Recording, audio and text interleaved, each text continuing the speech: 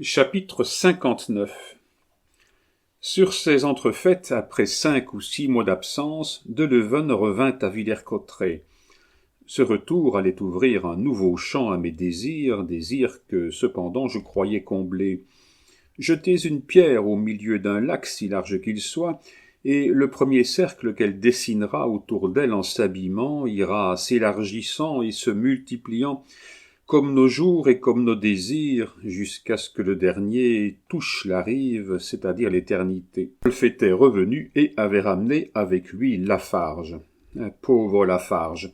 Vous vous le rappelez, n'est-ce pas, ce maître clerc si brillant qui revenait au pays natal dans un élégant cabriolet attelé d'un cheval fringant?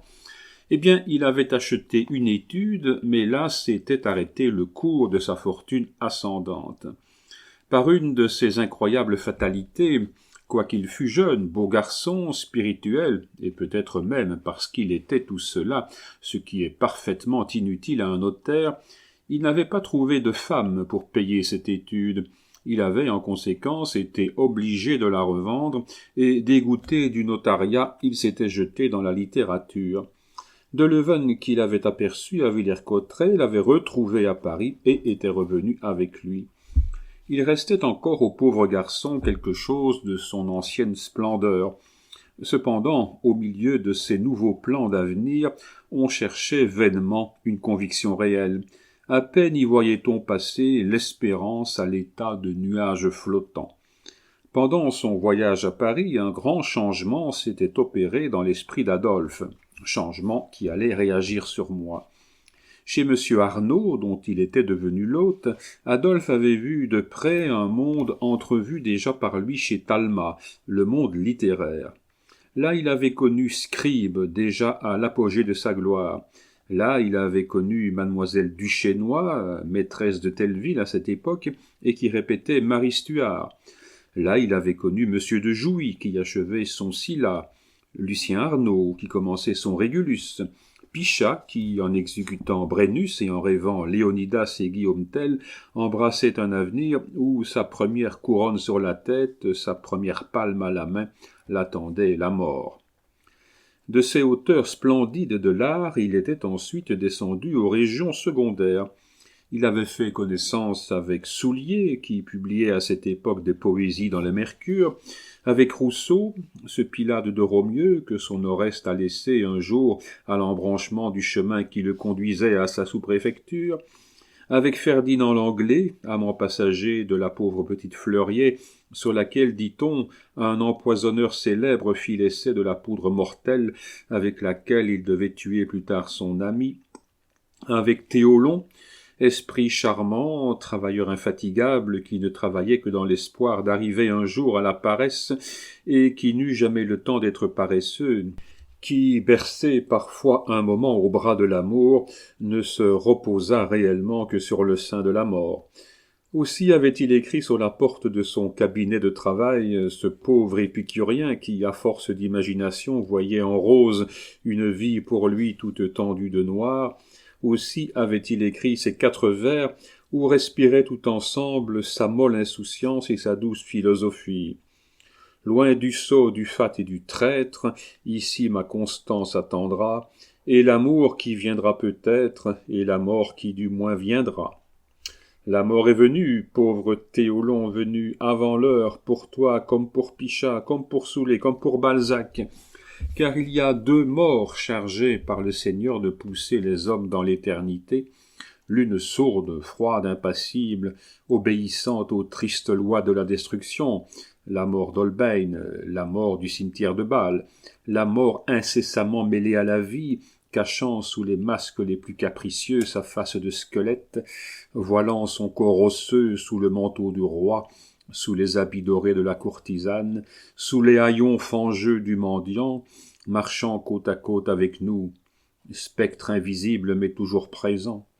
Hôte sombre, compagnon funèbre, suprême ami qui nous reçoit dans ses bras quand nous trébuchons aux limites de la vie et qui doucement et pour toujours nous couche sur la froide et humide pierre du tombeau. L'autre, sœur de celle-là, fille comme elle de l'érèbe et de la nuit, l'autre, inattendue, haineuse, embusquée à l'angle du bonheur, au tournant des prospérités, prête comme le vautour et comme la panthère à fondre ou à bondir sur sa proie.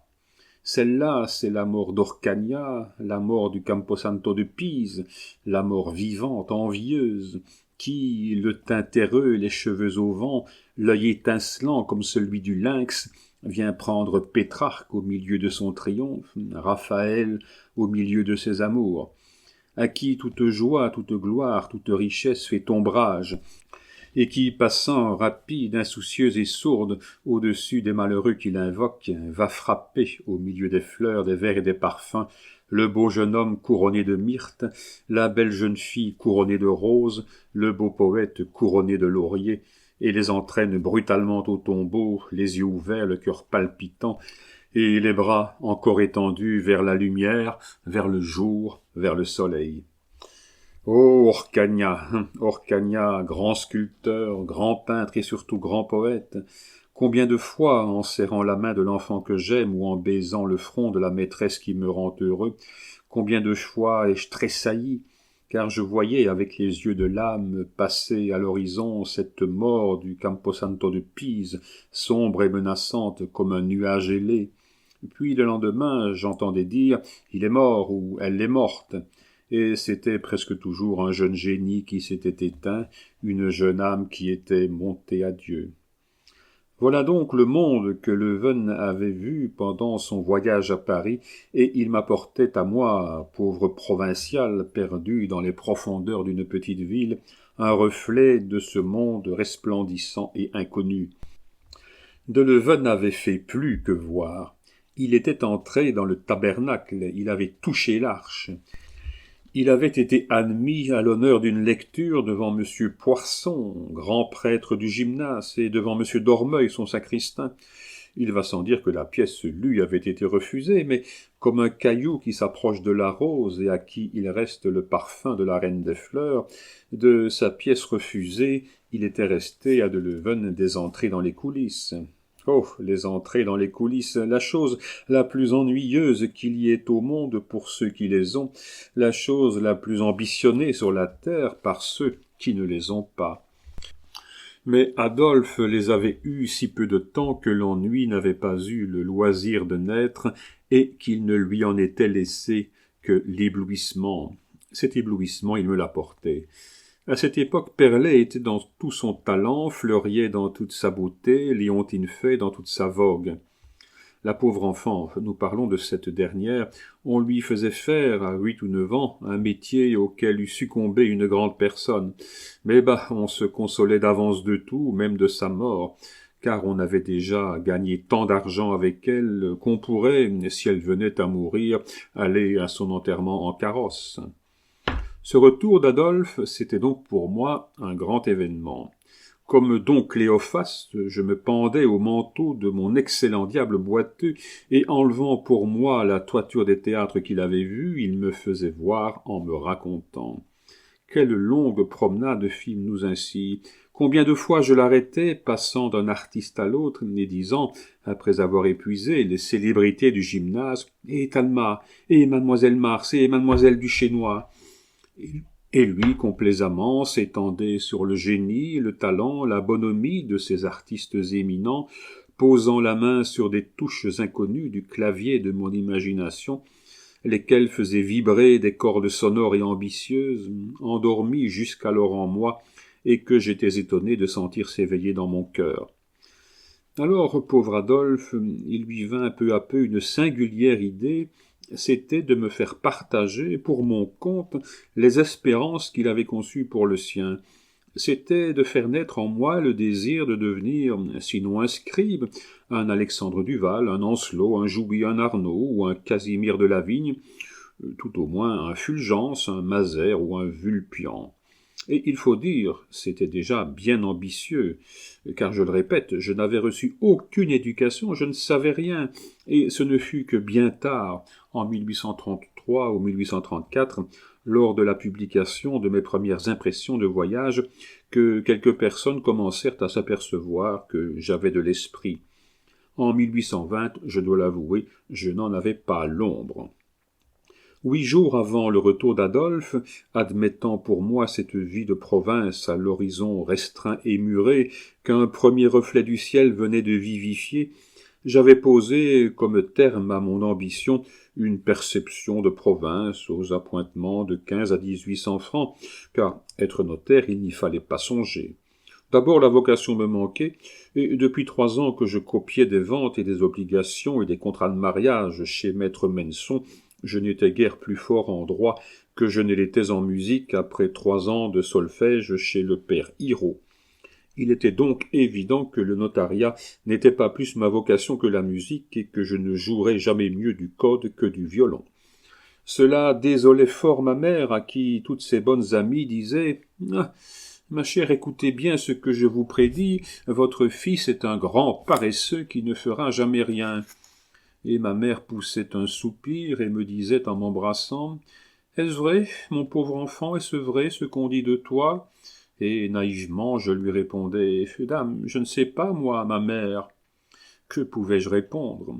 Je ne voyais pas au-delà des dernières maisons de ma ville natale, et si je trouvais dans son enceinte quelque chose qui répondît à mon cœur, j'y cherchais vainement quelque chose qui satisfît mon esprit et mon imagination. De Leuven fit une brèche à cette muraille qui m'enveloppait, et à travers cette brèche je commençais d'apercevoir comme un but sans forme dans un horizon infini. Pendant ce temps, de la Ponce opérait sur moi de son côté. Je traduisais avec lui, comme je l'ai dit déjà, le beau roman italien, ou plutôt la belle diatribe italienne d'Ugo Foscolo, cette imitation du Werther de Goethe, dont l'auteur du poème des Sépulcres est arrivé, à force de patriotisme et de talent, à faire une œuvre nationale.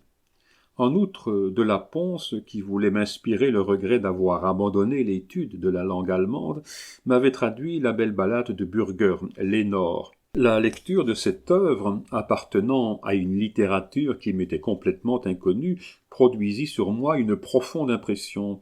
C'était comme un de ces paysages qu'on voit en rêve et dans lesquels on ose se hasarder à entrer, tant ils vous semblent différents des horizons ordinaires. Ce terrible refrain que répète sans cesse à la fiancée qui l'emporte frémissante sur son cheval spectre, le cavalier funèbre, « Hurrah, fantôme, les morts vont vite », ressemblait si peu aux concetti de Moustier, aux rimes amoureuses de Parny et aux élégies du chevalier Bertin, que ce fut toute une révolution qui se fit dans mon esprit quand je commençai de lire la sombre ballade allemande. Dès le même soir, j'essayai de la mettre en vers, mais, comme on comprend bien, la tâche était au-dessus de mes forces. J'y brisai les premiers élans de ma pauvre muse, et je commençai ma carrière littéraire comme j'avais commencé ma carrière amoureuse, par une défaite d'autant plus terrible qu'elle était secrète, mais incontestable, à mes propres yeux. N'importe, ce n'en étaient pas moins les premiers pas essayés vers l'avenir que Dieu me destinait, pas inexpérimentés et chancelants, comme ceux de l'enfant qui commence à marcher, qui trébuche et tombe dès qu'il s'arrache aux lisières de sa nourrice, mais qui, tout en se relevant, endolori de chaque chute, continue d'avancer, poussé par l'espérance dont la voix lui dit tout bas « Marche, marche, enfant, c'est par la douleur qu'on devient homme, c'est par la constance qu'on devient grand ».